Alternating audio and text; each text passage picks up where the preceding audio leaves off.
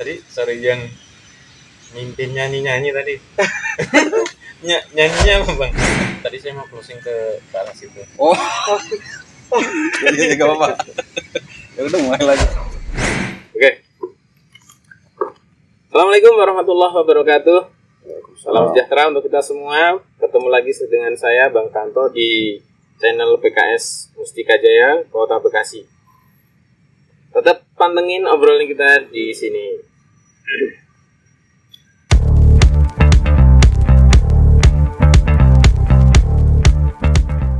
Baik bro and sis, kali ini saya udah ada seorang teman. Mungkin obrolan kita masih terkait dengan apa yang terjadi di akhir-akhir ini. Banyak musibah yang menimpa kita. Di antara yang pertama kita tahu ada gempa bumi di Cianjur. Kemudian lanjut lagi ada gempa bumi juga di Garut. Kemudian kita dengar lagi ada Gunung Semeru yang erupsi. Kemudian kita dengar lagi ada gempa bumi di Jember. Ini semua adalah musibah yang Allah karuniakan kepada kita, Allah berikan kepada kita, mungkin untuk peringatan buat kita. Namun di balik itu semua, atas musibah ini yang paling tepat adalah kita bersabar. Namun kita sebagai orang yang tidak terkena musibah, sepantasnya lah memberikan bantuan ataupun apa kepada saudara-saudara yang kita terkena musibah ya. Nah, di samping saya ada panggilannya apa, Bang? Bang Tri. Nama siapa lengkapnya?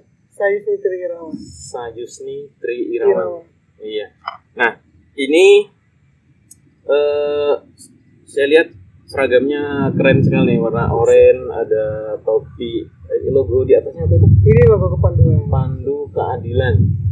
Pandu Keadilan itu salah satu struktur di PKS ya? Iya, betul. Bidang kepanduan dan olahraga. Kepanduan dan olahraga. Oke. Seragamnya bagus juga nih. Tapi di kepanduan sendiri ada beberapa divisi gitu mungkin ya? Ada. Yang pertama divisi pengamanan. Kemudian divisi relawan. Ini yang penanggulangan bencana. Kemudian yang kedua adalah ketiga itu senam KSN. Oke, baik. Nah ini makanya ada tulisannya relawan iya, PKS. Jadi relawan PKS ini sebelumnya ada pendidikannya juga? Ada pelatihannya untuk di Kota Bekasi. Baru kemarin DPD Kota Bekasi khususnya bidang penanggulangan bencana di DPD itu membuat sekolah relawan namanya Sekar. Sekolah kerelawanan. Jadi ya kami di situ dilatih bagaimana ya mengurangi baik penderitaan, sakit para korban seperti itu. Berarti udah lama juga jadi relawan? Kalau saya ya semenjak bergabung di kepanduan ya alhamdulillah. Mulai tahun berapa? Sebetulnya kalau yang betul-betul bergabungnya itu dari tahun 2020. Dan itu mewakili ini ya, Mustika Jaya Kecamatan? Iya.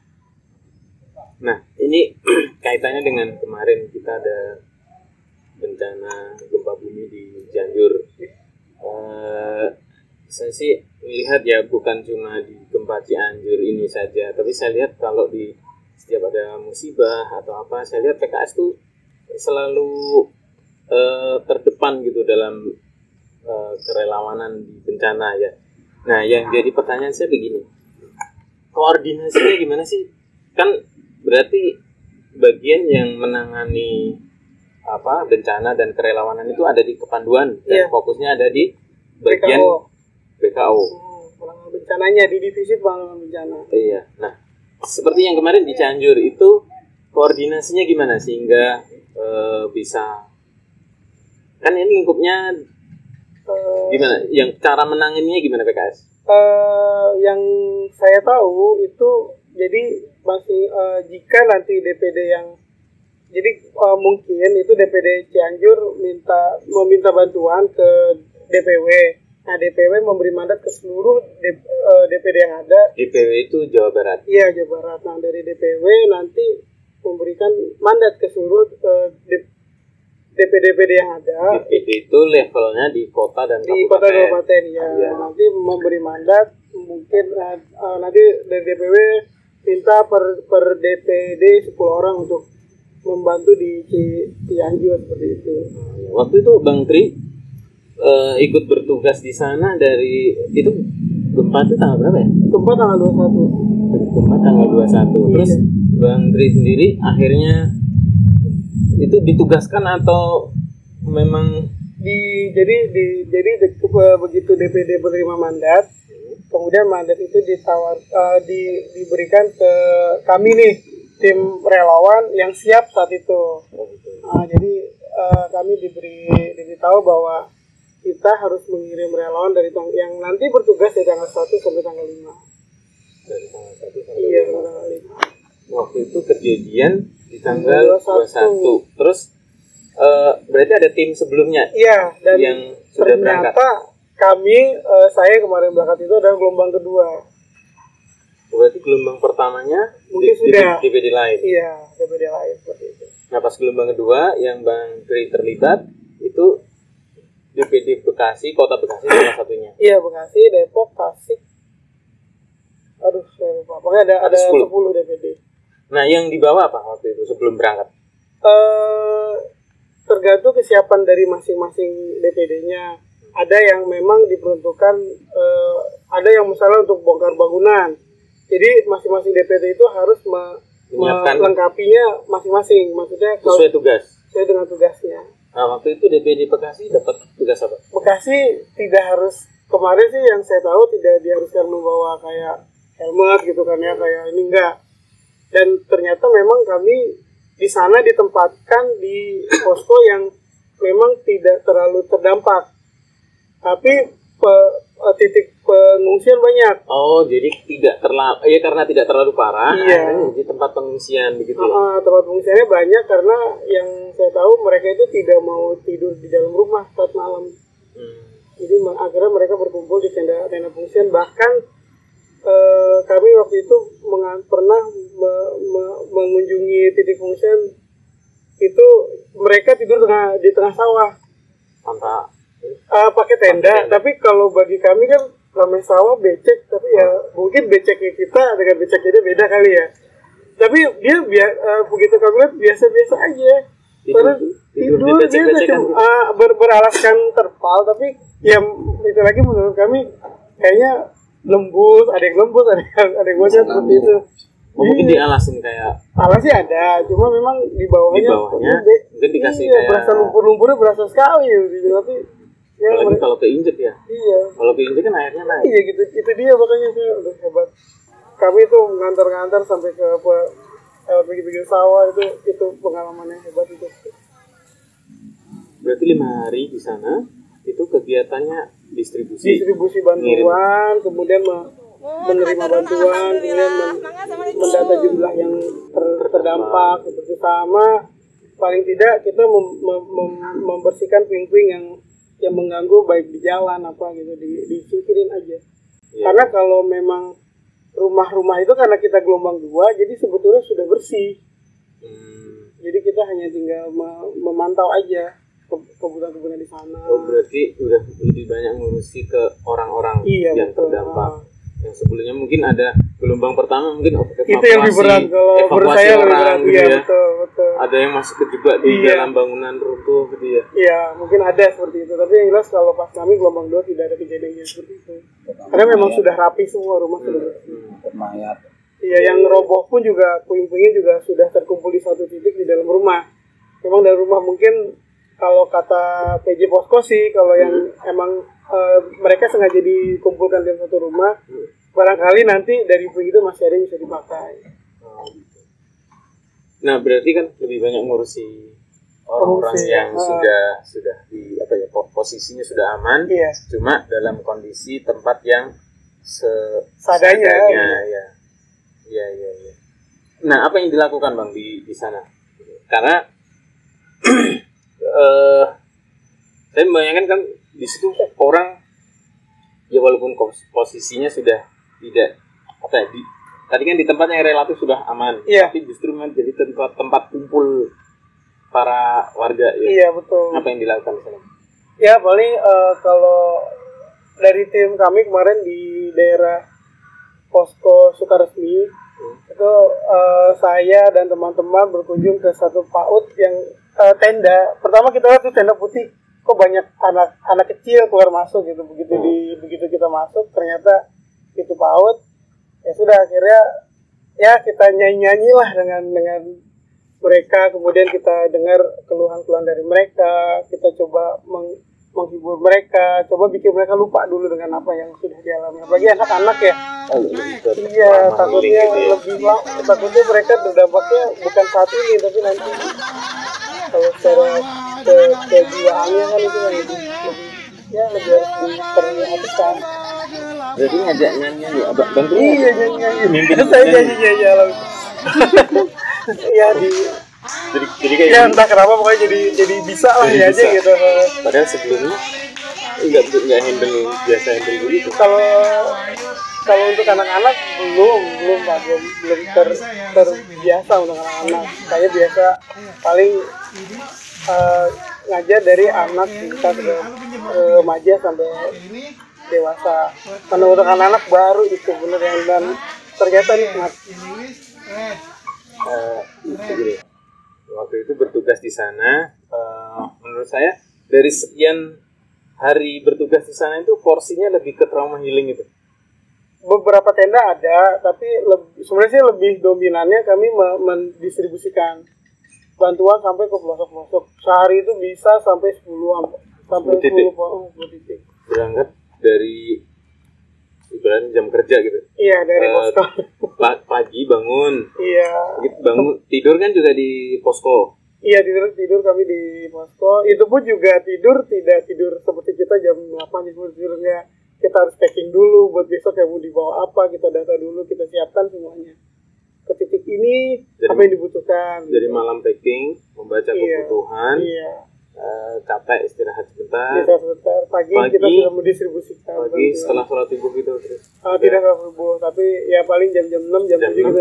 Karena memang kan di sana setiap hari hujan. Iya. Kita harus segera sampai. Jalan kaki. Naik mobil ada, cuman lebih banyak ada beberapa tempat yang mobil sampai di sini, dan kita jalan gotong rame-rame gitu. Itu yang seru. Tadi sore yang mimpin nyanyi tadi. Nyanyinya apa Bang?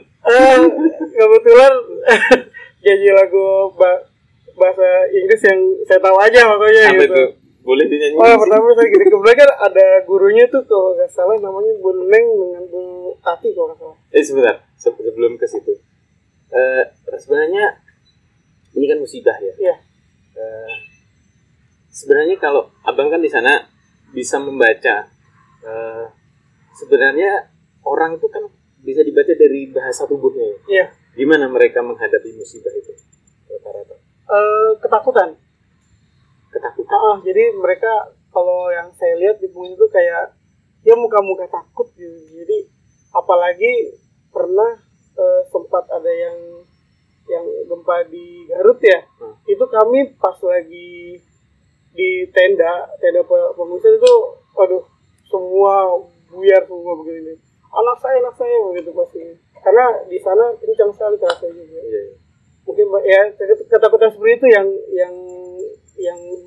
kalau saat saya cerita-cerita tanya-tanya ke mereka takut aja. Pokoknya dia bilang takut, balik ke rumah itu takut, seperti ada tetangga yang roboh. Jadi gini di sana itu yang apa ya Bang, yang jadi ada rumah yang utuh banget. Ada rumah yang rata, bener-bener rata. Jadi tidak kalau kayak dia satu blok rata enggak, tapi ada yang utuh, ada yang rata, ada yang hanya setengah runtuhnya seperti itu. Ya mungkin tergantung kondisi bangunan. Iya, kondisi bangunannya mungkin seperti itu. Jadi makanya mereka takut pulang ke rumah. Nah, lanjut tadi yang nyanyi apa tadi? Iya. Aduh, harus nyanyi deh. Boleh. Karena ya gini. good morning, and how are you? I'm fine. Itu pertama. Terus kalau saya tanya lagi, saya bilang ke anak-anak, good morning, and how are you? I'm okay. Terus saya bilang, good morning Bune, good morning Bu Titi, good morning everyone, and how are you? Very well. Anak-anak dia seperti itu. Dia alhamdulillah janji beberapa kali. Kemudian saya juga bermain dengan warna. Mereka, what color is it? Terus ada krayon. Jadi saya gunakan yang ada saja di situ. Waktu itu udah kami sambil krayon. Oke. Karena basic saya juga guru bahasa Inggris, jadi ya udahlah. Jadi alhamdulillah gitu bisa. Ya udah, saya nanya what color is it? Mereka belum tahu. Yellow. Terus ini green, ya pakai metode yang saya tahu lah, pokoknya yellow, green, oke, what color is it? Mereka spontan bilang yellow, gitu. Terus berarti kan wajahnya senang, udah jadi tahu warna, oh yellow, kuning itu yellow dalam bahasa Inggris. Ya seperti itu deh. Ya, selama 5 hari di sana itu kan Bang Tri sendiri dari PKS ya? Iya. Ada nggak yang dari lembaga atau organisasi lain yang terlibat? Maksudnya sama-sama di lapangan waktu itu? Gitu? Kalau yang di posko resmi tidak ada, tapi begitu di lapangan kami banyak bertemu dengan waktu keliling distribusi itu ya? Kami banyak bertemu dengan komunitas-komunitas lain. Itu. Misalnya apa itu? Ya kayak yang kami tahu kemarin ada dari Muhammadiyah, kemudian dari Pemuda Pancasila juga ada, kemudian posisinya Pemuda Pancasila dekat dengan DPD Cianjur, terus kemudian dari apa ya mereka ya komunitas. Bahkan saya pernah melihat waktu pas di daerah perbukitan itu lewat mobil rombongan dari Walubi. Iya, banyak sih. Ya, memang banyak sih yang tergerak untuk itu, bahkan di lingkup DKM, RW, RT itu pun banyak. Karang Taruna pun juga ada, mengatasnamakan Karang Taruna. Iya. Tapi just ada komunitas yang bawa roda dorong yang 3 gitu, bawa cangkul, semua lengkap. Jadi ada komunitas ya, nggak tahu lah. Datang dia hanya bawa cangkul, bawa ini. Foto pergi lagi, dibawa lagi cangkulnya, sorokannya dibawa. Ya, tadi kan banyak yang sudah terlibat di sana ya, di lokasi. Tadi dari PKS, ada yang dari lembaga macam-macam yang disebutin tadi. Yalah, semoga siapapun yang bergerak ke sana tujuannya untuk menolong saudara-saudara kita yang terkena musibah. Semoga semua yang diberikan, tenaga, pikiran maupun harta yang sudah yang dikeluarkan untuk saudara-saudara kita yang terkena musibah, mudah-mudahan diterima oleh Allah Subhanahu wa taala.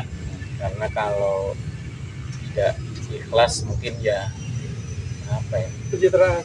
Bisa jadi pencitraan, bisa jadi malah ya mungkin dapatnya di dunia saja gitu. Nanti kita kalau niatnya ikhlas kan kita dapat juga menjadi tabungan nanti untuk amal kita di akhirat, insyaallah. Begitu Bang Tri, terima kasih obrolannya. Mudah-mudahan ini bisa jadi inspirasi buat kita semua. Ya kita ikut berduka cita dan ikut berbelasungkawa di musibah ini yang ada yang kehilangan keluarga, ada yang kehilangan harta benda dan sebagainya. Mudah-mudahan ini menjadi perantara bahwa dosa-dosa kita mungkin ingin diampunkan oleh Allah Subhanahu wa taala atas musibah yang menimpa kita ini. Baik Bang, terima kasih. Selamat bertugas kembali ya. Nanti ada panggilan lagi mungkin. Iya, siap. Kalau panggil lagi siap. Baik teman-teman, sampai sini aja obrolan kita, Bro and Sis. Assalamualaikum warahmatullahi wabarakatuh. Waalaikumsalam.